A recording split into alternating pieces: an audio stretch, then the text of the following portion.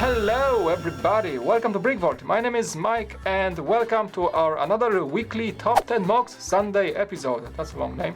Anyways, I'm showing top 10 cool creations, Lego creations from the last week I have found to be really amazing to show in this episode.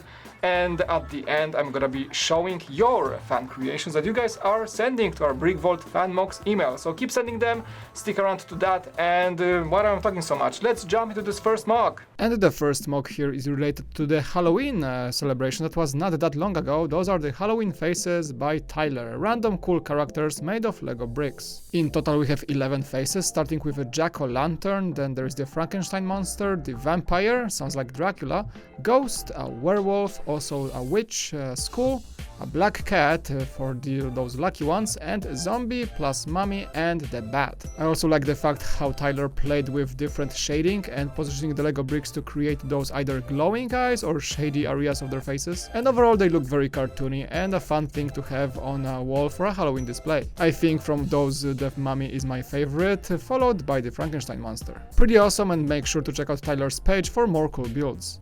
Moving up, number 9, this is the Pirate Island by Greg DLX. This definitely looks like some part of a Caribbean island, especially the azure water and those very lush jungles on each of the islands. The build for the ship is also pretty awesome. You can see also some sharks and lesser islands floating here and there. Overall there is a pretty amazing vignette, and Greg has also posted this one. That is a Persian palace, also pretty nice build with a lot of details, so you can see his style in doing those massive MOCs. I would recommend seeing his Flickr page if you want to see more of this kind.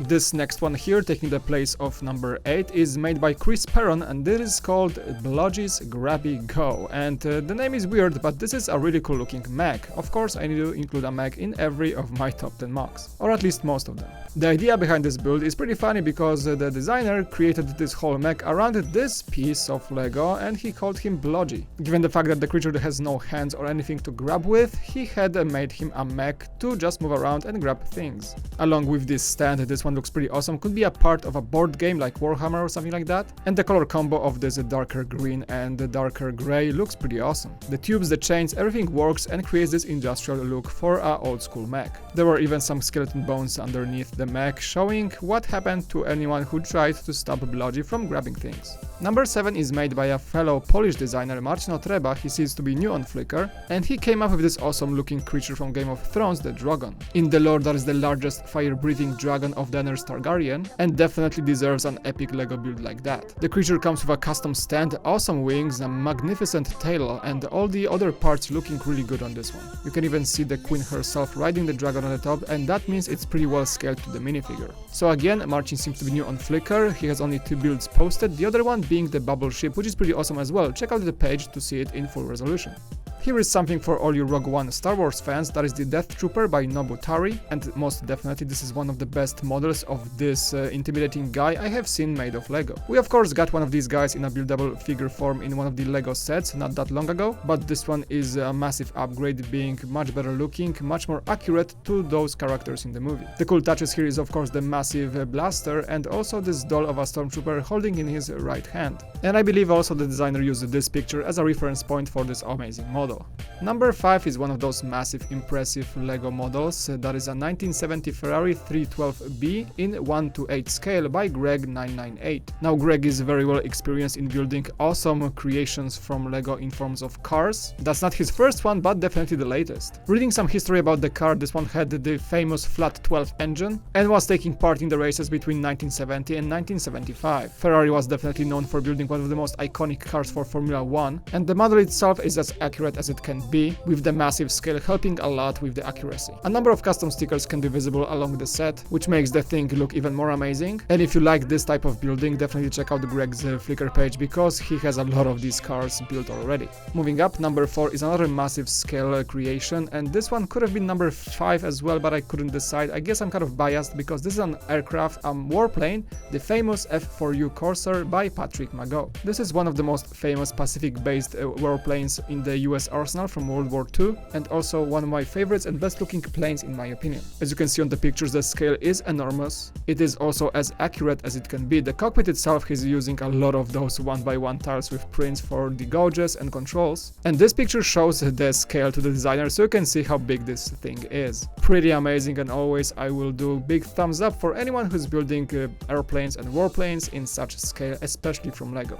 Alright, moving up to number 3, we are getting things a bit more futuristic. That is the Terminator Cyborg Bike by Breado's Bricks. The model is based on one of those crazy looking custom bikes, namely the Lazareth LM847, and the accuracy and the attention to detail can be visible from the first sight. For me, it looks like a Batcycle or like a Batman's vehicle in the first look, but probably Arnold the Terminator can ride this thing as well and might look good at it. I'm not exactly sure about the scale of the model, but it looks massive. It has a stand that holds this thing together, a lot of weaponry and things attached to it along with the hoses and hydraulic systems, but the coolest look is definitely those double tires in front and back. As I think of it right now, it kind of also reminds me of the Tron cycles from the movie Tron. Pretty awesome. Check out the Flickr page for a lot of good pictures. And moving up, number 2 is not as sci-fi as the previous one. This is the Käpt'n Blaubär of the Minimeer, which is from German, I think, Käpt'n Blaubär out the sea. This MOC is made by Grubaluk, and Käpt'n Blaubär is an old school German cartoon character. I am personally not very familiar with the show, but what